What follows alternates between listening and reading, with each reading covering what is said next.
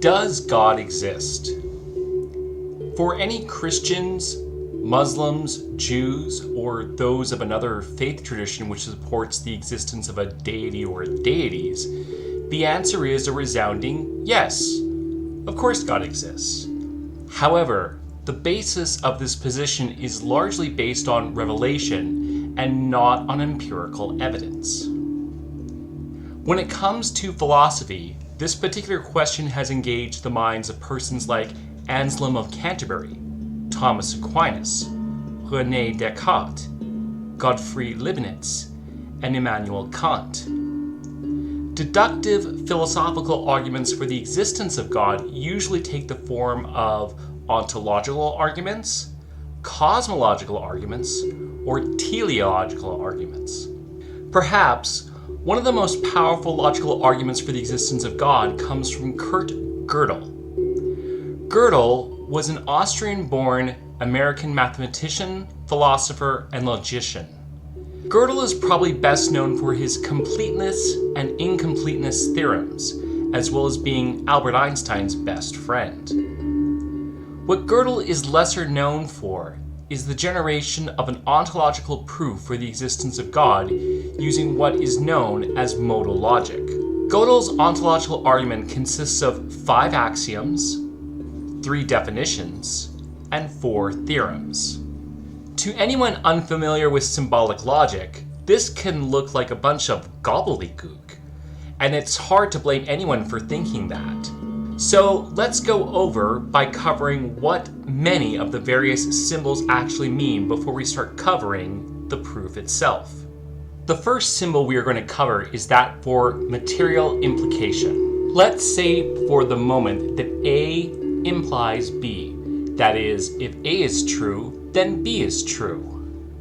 Then we can symbolize it with this. However, this doesn't tell us anything about whether A is true or not, nor does it tell us anything about A if B was true. For that, we would instead need material equivalence. For example, with this case, if and only if A is true, then B must also be true, and vice versa. Next, we move on to negation. Negation is when we negate something in order to say that something is not true.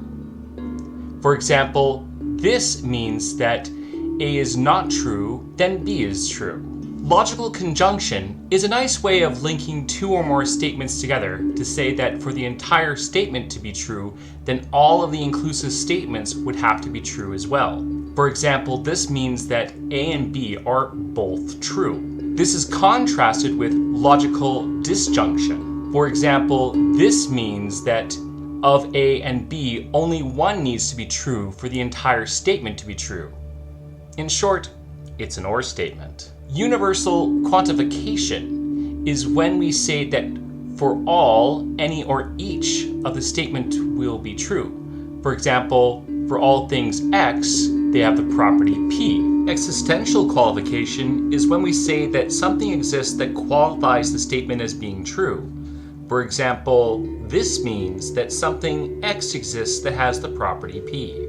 The dual operator would mean that it is possible that something exists with property P. Finally, there is the modal operator. In this example, we would say that it is necessary that something exists with property P. Once again, this is Gödel's proof. Let's go through it step by step, shall we? First, we have axiom 1. If property phi is positive, and anything X that has property phi would also be forced to have property psi, it therefore follows that property psi must also be positive. Next, we have axiom 2, which states that if property phi is positive, then its negation, neg phi, is not positive. Now we have theorem 1, that states that if property phi is positive, then it is possible there exists a thing X with property phi. We're going to prove this by contradiction. Suppose that phi is indeed positive, however, it is not possible for anything to exist with the property. Thus, we can say that phi is still indeed positive. However, it is impossible, or rather it is necessary, that something exists with the negation of that property.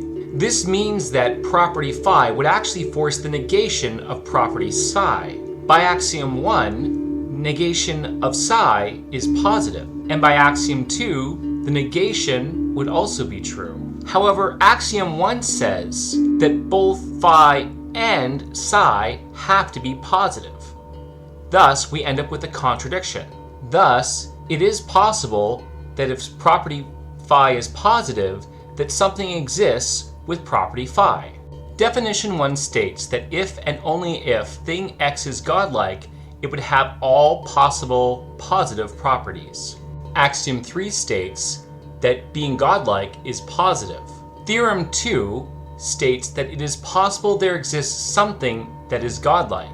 In this case, we're simply applying Theorem 1 to Axiom 3.